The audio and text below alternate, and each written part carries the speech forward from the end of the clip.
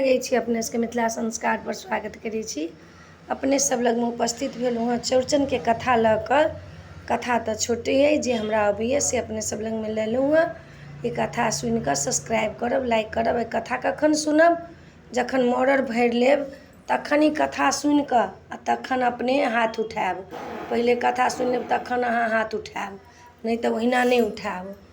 तऽ अपने सब लग में ई कथा लेलहुँ हँ से अपने सब सुनू आ तखन हमरा कहब, लाइक करब, सब्सक्राइब करब। तऽ सुनू। एकटा देश में एकटा राजा रहथिन। हुनकर जे राजा रहथिन तऽ हुनकर रानी के दू बहिन रहथिन। तऽ रानी के जे अपने रानी जे रहथिन तऽ हुनकर छोटकी बहिन जे रहथिन हुनका विवाह भेलनि राजासँ। कोनो कारणवश हुनकर सब सम्पत्ति चलि गेलनि, बहुत गरीब भऽ गेलखिन। बहिने में अपन कमाथिन खाथिन रहथिन। अहिना चौड़चन के दिन एलै।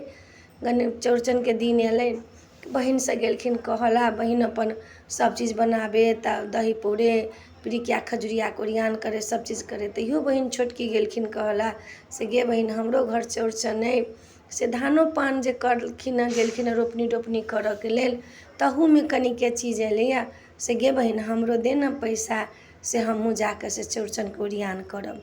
तऽ कहलखिन कि जे गे तोरा हम कहाँ से देबो, हम नहीं देबो। मारे झाड़ू बारहन लऽ कऽ तोरा अथी केलखिन आ कहलखिन तोरा आइ जाहू के नहीं छौ। कहलखिन हम कोना नहीं जाब। फेर ओ अपन ओकरे चिकनी माटि से नुआ खींच लेलक, नहीं रहे सर्प, खींच खाच कऽ आ चौड़चन जे दिन में रहे एक दिन पहिले ही जे की कहै छै माटि के सानि कऽ अपने मटकुरी बनेलक। ताहिए से माटि के मटकुरी होइ छै। माटि के सानि कऽ आ जेना दिवौरी होइ छै तेना बड़का बड़का दिवौरी बनेलक। ओकरा सुखा कऽ आ चाउर एतेक रहै, चाउर के पीस कऽ ओहिमे पिठार धऽ देलक। कहलकै दही हमर बहिन पौरलकै, हमरा दही नहीं अइ। चौड़चन के सब जनैत रहै छै उजरा चीज से पूजा होइ छै, उजर दही से पूजा होइ छै।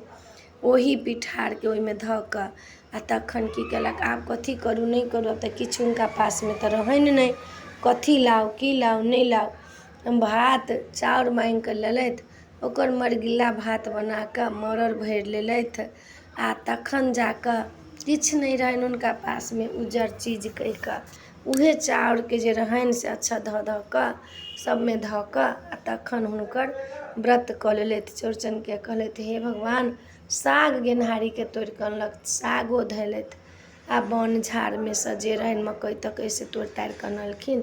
खीरा मकई सब लोक सबसे मांगि मांगि कऽ लाबि कऽ डाली में धऽ कऽ तखन नेबो सब लताम सब मांगि कऽ धऽ कऽ कहुना कऽ कऽ ई चौड़चन के व्रत कऽ लेलथि। व्रत कऽ कऽ अपन हाथ उठा लेलथि, धियापुता के जे जहाँ रहनि दऽ देलखिन, रहनि किछु नहीं दऽ देलखिन। हिनकर बहिन खूब धूमधाम से करे, हिनका नहीं रहनि पास में, अपन खूब कनलथि चौठी चान के मनलथि। हे चौठी चान हमरा पास तऽ किछु नहीं है। अब राति में चौठी चान के बड़ दया लागि गेलनि, तऽ राति में चौठी चान एलखिन आ कहै छथिन बुढ़िया के रूप धऽ कऽ। एकेटा घर रहनि, ओही में अपन सुतैत, ओही में बुझाइए एकटा गाय पोसने रहथिन, ओही में सुतत आ ओही में रहत। कहलखिन बुढ़िया के, एलखिन बूढ़ी के रूप धऽ कऽ, कहलखिन गे बौआ हमरो आइ सुतऽ दे। कहलखिन ठीक छै। कहलखिन कि जे हमरा कनी एक पहर राति बितलै ने चौड़चन के राति में, तऽ कहै छथिन कि हमरा बड्ड पैखाना लागल अइ। तऽ कहै छै जा नहि कोना पर कऽ लिअ, घर तऽ हमरा अइ तऽ नहीं पैखाना, एहिठमन कऽ लिअ। चारू कोन पर 4 पहर राति में पैखाना केलथि। जहन 5वां पहर 5 बजलै भोर तऽ कहलखिन हमरा पैखाना लागल अइ। तऽ कहलखिन हमरा देहे पर लैट्रिन कऽ लिअ। देहे पर हकि कऽ लेलखिन, भऽ गेलनि। मारे महकनि, कोनो बात नहीं। की केलखिन हँ जे चौठी चान जे रहथिन से बड़ा दयामंद, जे बाप रे एहनो पर हमरा ई आस देलक, बास देलक, हमरा रहऽ के कहलक आ कोने कोन पर ई पैखाना कैलिए हम एकरा। ताहि दुआरे चौखूट कऽ कऽ चौड़चन के से लोक अहिपन दैया। अहिपन जे चौखूट कऽ कऽ लोक अहिपन पोछबो करिए पका के, तऽ चौखूट कऽ कऽ पोछि कऽ तखन अहिपन दैया। चारू कोन पर ओ लैट्रिन केलखिन तऽ सोने सोबर्न भऽ गेलनि। जहन प्रात भेलै तऽ 5 बजे भोर में चलि गेलखिन चौठी चान। जहन प्रात भेलै तऽ देखै छी सौंसे कोने कोने पर सोने सोबर्न भेल। फेर की केलखिन, बहिन के सौंसे देह में सोने सोबर्न भेल। आब ई अपन सब चीज कीन बेसाइ कऽ घर दुआर बनि गेल। बहिन लग के घर नहीं गेलखिन काज करऽ ला। तऽ कहै छथिन कि से गे केला नहीं एलै काज करऽ ला। कहै छै हम कहाँ ओ काज कर, हमरा अपने काज से फुर्सत नहीं। केना तोरा एना भेलौ आ? फेर दोसर साल आयल चौड़चन, ओहिना केलक। ओकरा तऽ सब चीज रहै बड़की के, तैयो ओहो अहिना केलक। अहिना चौठी चान एलखिन, कहलखिन कि हमरा लैट्रिन लागल अइ, अहिना कोना बता देलखिन, देहो बता देलखिन। आब चौठी चान भोरमे गेलथि, सौंसे घर साँपे साँप भऽ गेलनि। बिच्छू कुकुर जतेक सर सम्पत्ति रहनि सब हुनकर बिला गेलनि। आब तऽ कानऽ लगलखिन जे देखी हम देखसी गेलियै करऽ ला, एतेक सम्पत्ति हमरा छलऽ तखनो हम देखसी करऽ गेलहुँ हँ तऽ हमरा ई भेलऽ। फेर चौठी चानके हुनकर छोटकी बहिन रहथिन से प्रार्थना केलखिन जे हमरा बहिनोके जे छलनि से हुनका दऽ दियौन आ हुनका कष्ट नहि करबियौन।